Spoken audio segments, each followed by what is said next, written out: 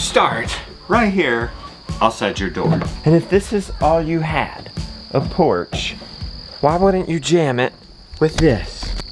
Container gardens. Container gardens.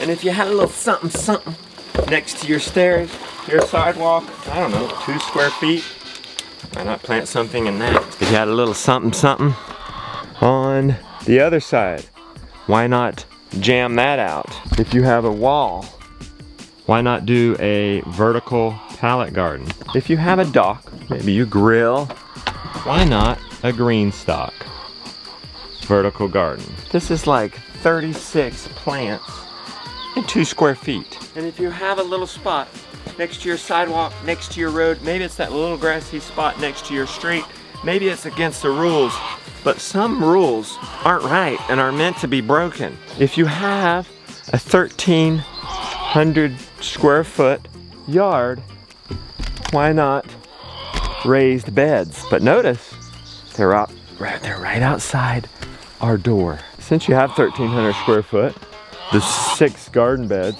6, 3, 4, 7 garden beds, only take up half of it.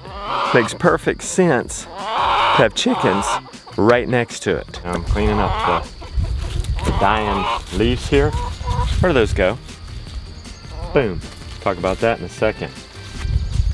Right into the chickens. It's pretty enough. This is a real homestead, just like y'all's. It's not perfect. If you have a chicken run, container gardens.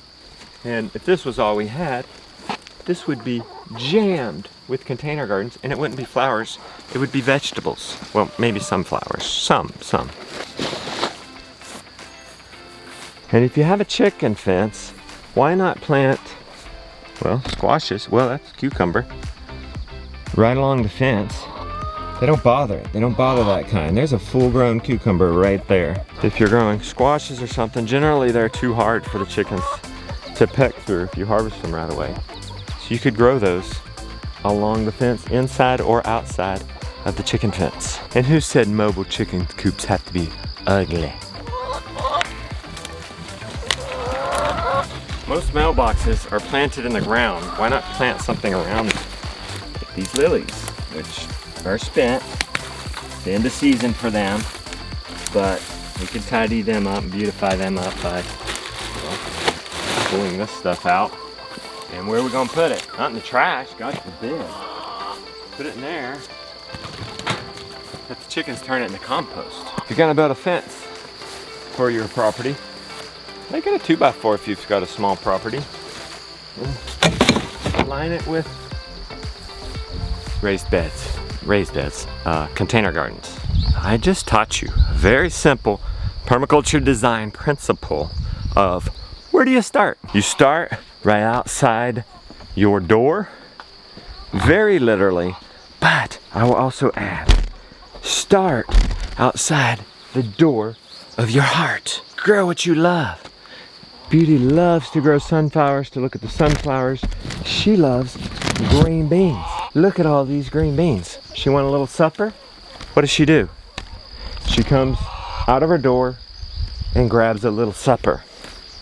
You accidentally pull a vine? That's not a problem. Get your beans. Accidentally pulled a vine. Not a problem. We're gonna turn that vine into delicious eggs, delicious chicken, and what they don't eat, they'll turn and it will become compost and feed the garden. It's raining. I'm gonna have to hurry on this other principle, but another really nifty, simple principle is connection, proximity. Well, I'm giving you 2. But the things that need a lot of attention close to your house. You visit chickens twice a day, opening them up, shutting them up at night. That's over 700 visits a year. If it's socially acceptable, put them in your front yard, like we did. Let's make a connection here. Chickens go great next to your garden. Let me give you an example. Well, you just had the example. I just harvested some spent stuff. Look, this is some yellowing. We could harvest, clear that out. Look at all those tomatillos that have fallen and rotten. That's chicken food. We come in and now all of a sudden the garden is feeding the chickens, right? Okay? But notice, the chickens are on deep bedding and they'll scratch that, they'll poop in that, And underneath that, look, I'm hurrying, so I'm not gonna go in there because I'm so slow. But underneath that forms compost. See that compost coming? So you then scrape off the top, harvest that compost, and once a year, before we plant in here, we put down all that compost. And the garden feeds the chickens. So think about, I gave you 2 more principles there. I gave you the zone principle. Plant what you visit the most close to your house. That's zoning. Okay, this would be zone 1. It's the closest to the house. Plant a walnut tree far away because you're going to visit it once a year to harvest the walnuts. Maybe twice to prune it. Try and make connections so that if you understand that the garden needs compost and the chickens need food, well, you could put them next to each other and the extra garden stuff goes to the chicken, and you can put the chickens on a compost job next to the garden, and then all of a sudden this is one operation. This isn't 2 operations. I don't like to eat vegetables. I like to eat animal protein. So how do I get excited about planting green beans? Well, you saw this morning, I turned that green bean vine into delicious eggs and chickens. Both of us are super excited. Okay, it's raining. I'm pushing the camera gear. I'm pushing y'all too much. So we talked about starting outside your door, making a connection, proximity, and then, yep, I'm gonna give you a bonus. When Jessica and Jeremiah come, they're thinking about doing deep bedding, pole barn situation for their animals.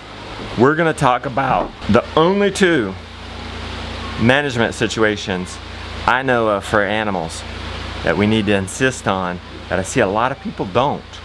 But this is very important, easy, and will lead to much more productivity. I can tell you right now, I'm so glad I put Randolph in this. I mean, it's tempting to do it myself, but I mean, well, less tempting when you can barely walk. But Randolph, somebody else, a specialist like in carpentry, will do a much better job than I could ever dream of, and will do it much faster.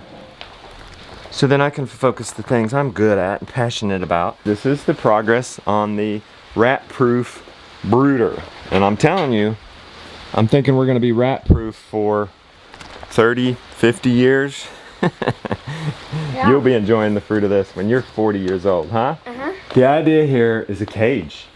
Basically, a bulletproof cage that the rat cannot penetrate. We're gonna have wire over the roof, wire down the sides, wire down the walls, metal roofing for the bottom. Heck, we can leave this door open. Cats won't get them when they're chicks. Rats, nothing. Nothing. We could lock that and a human couldn't even get in there. We are done with small animal chores. Look who we have here. Jeremiah from Roots and Refuge YouTube channel. He's thinking about doing this. He's thinking about doing this pole barn. But this is one of 2 ways to keep animals. If you're gonna keep them in one spot, you do deep bedding.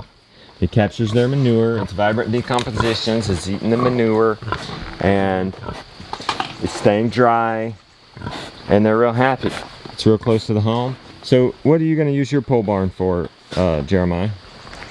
I think we're going to do a similar thing as far as building soil. I'm assuming that I may be wrong, but are you eventually going to clean this out and use it for gardening? No.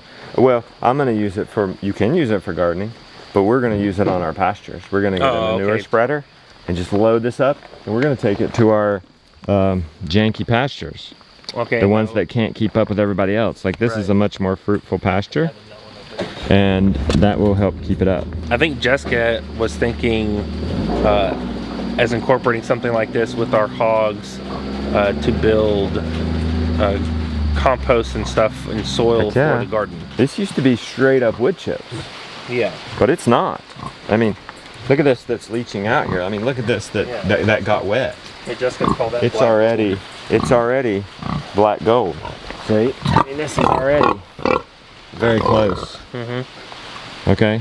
And so in the winter, it was that wood chips. I mean, it was this. because we just added some wood chips. Yeah. It was this. Right. And just time and manure and pigs turning it does that. So where are you getting your wood chips from?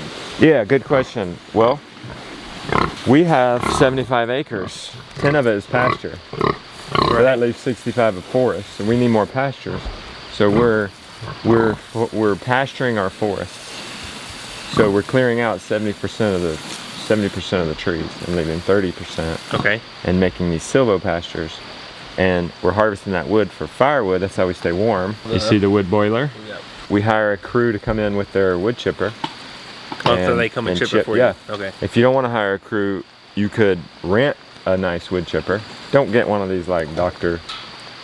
whatever they're called. Don't get one of these janky wood chipper things. No, if we ever get it got all like together, a get it all piled up, and then rent it. Yeah. Rent it for a day or hire a crew. The thing we'll have to overcome in that is that we don't have forest. You're gonna have to call tree service companies near you. You're gonna have to call power companies And get them to start dropping it. I'm in need of wood chips. Can you drop it? We'll give you a tip, whatever. Right. Also, you could call landscape supply companies. In worst case, you buy wood chips. Yeah. Which wouldn't be that expensive for the amount of compost you're going to get from it. Right. As opposed to buying compost. You could do something like chipdrop.com and maybe get lucky. And I tried that in area Arkansas near and you. we never really got one over the last 7 years. But some that's people not to have say luck, that we some couldn't. people don't. Right. But this is it too. 2 pigs only need 60 square feet on deep bedding. So I did 2 pigs on 120 square feet. That's only a half of a 12-foot by 20-foot carport. So this is generous for these pigs because we had cows over there and sheep over here in the winter. But if you were just doing pigs, it could be much smaller and you wouldn't need as many wood chips. Right. And that is the problem. People are going to have to, in a deep bedding situation, the problem is going to be getting the carbon. Getting the carbon. And so you got to want it. If you want it, you got to want it, as Joel says, and you got to find a way to do it. You know, lumber's really expensive right now. Yeah. But there's a bottleneck there, and that means dump truck loads of logs are not expensive right now. No. So you can buy dump truck loads of logs already branched for your sawmill. So there's a lot of phone calls and the research I have to do when I get home, but I definitely want to explore getting something like this put up. Yeah. Start with a foot of wood chips. Start with a foot. Okay. And the bottom layer, if you've got rotten logs, you could do that on the bottom. It doesn't have to be solid, so you don't have to have so many wood chips. Right. And then every day, look, Jeremiah, you know this. You keep pigs. Pigs tend to poop in one spot. They got a poop corner. Right. So every day, let's do this now for demo. They've pooped here. Let's just cover it up with wood chips. There you go. Now, that's going to take you about 45 seconds to a minute. And then you have a waterer with a nipple on it, and you fill a 55 gallon, lasts 4 pigs quite a while, almost a week. Yeah. And then you could have an automatic pig feeder in here and service that once a week. And technically you could have a 1-minute chore and every day. Pigs growing, yeah. And what's happening is this poop and these wood chips are mixing together, and that's gonna ignite. Right. That'll be 100 degrees or more, and that's gonna compost. That's gonna turn into black gunk. And who cares if it builds up on this one end? And the whole pulley feed system. Yeah. As the bedding comes up, you can raise up the hay distributor and all that. That's totally. I'm loving that you're out here, man, and asking these questions. I wouldn't have thought of it. That's totally a Polyface Designs from that book, Polyface Designs. That's a Polyface design, yeah. And it's just a pulley. It's pulled way up because the pigs are in here. Oh, and you just got a crank right there. And what if our mulch was this high? I mean, at the end of the winter, if we started the cows early, maybe the mulch would get 4 feet high. Right. But we would lower that down when we bring the cows in this winter, or the sheep will be on this side, and we'll lower that down just with a pulley, and then we lift it up because the pigs are coming. So the whole concept, this is key too, Jeremiah, and a lot of people don't think of it. You have to, if you had a 12-foot by 20-foot carport, say, half of it is in deep bedding for the pigs, and the other half is keeping your wood chips dry. Right. A tarp is good, but a tarp captures moisture at the top. Right. If you can't afford anything, build a tin frame and cover it with tin, and then air can still get in here. Right. We would measure the, if the bedding was heating up. Our bedding got up to 100. I would have liked to get it to 130. Okay. So what we had was too much wood chips. We should have let it get a little sloppier. Oh. We should have had a little more. We were too clean, but you want to err on the sides of too much diaper. Too much carbonaceous diaper. That's what Joe calls this, the carbonaceous diaper. Why is this so tall? This doesn't have to be so tall. I mean, it has to be tall enough to be able to get a tractor in there. It has to be tall enough for a, 5-foot cow to be on up to 4 feet of bedding. Right. So 9-10 feet. But why is this so tall? Because I have to store 700 hay bales a year. So we need that vertical space for storing hay bales. Jeremiah and I are here sharing ideas. I'm sharing about deep bedding. But he's had piglets before, I haven't, and the piglets... Piglets, this is not... I know. Keep piglets in. He's like, well, I got a couple of weeks. I'm like, you got a couple of days. They're gonna get out of this in a couple of days. So what we really need is this. Yeah, you need to this just type of transfer to these wire filled. And I want to anyway, because look at all this mulch that's falling out. I mean, you think of this, look at this side. I know you've got the wood, but like right back there in the corner where very little coming out. It's not coming through. And this, I mean, this is just pouring out. Yeah. We like it to also be beautiful. Yeah. You know, we're washing off the concrete. Here, I'll have to get one of those gates that have the mesh, and we'll have to create something at the bottom to come up and meet it. Because the gate's going to be a little trickier to. Because there's also no wood underneath this. This is all just the. There is. There's a 6-inch 2x. Okay. There's a 2x6 under there. Yeah, this looks permanent. I mean, you assume this was the pole in the ground. No, this isn't even. Look. Here's how you look. Okay. Yeah, I mean, that's as sturdy as it can be just with these braces. All we got to do is unscrew. And so you're thinking about it, but not everybody might think about that. I am going to have to get material in here when I start over, and I'm going to have to get this compost out. Right. So and I think it has to be generous. If I'm going to get a tractor in here. If you're not thinking ahead, you're either moving this by hand. Yeah. Or moving it with equipment if you've got access to it. And I always we were lucky, and we were thinking ahead. Yeah. If you can afford concrete, it's an investment because it'll be here 100 years from now. Yeah. It's expensive, but you put the bucket on the ground, on the concrete, you scrape it up. There's no guesswork. Right. When you do this on straight up ground, there's guesswork. You dig into the ground. Nobody can say we're leaching into the ground because we're on concrete. No, we're definitely doing concrete. Normally we move every day.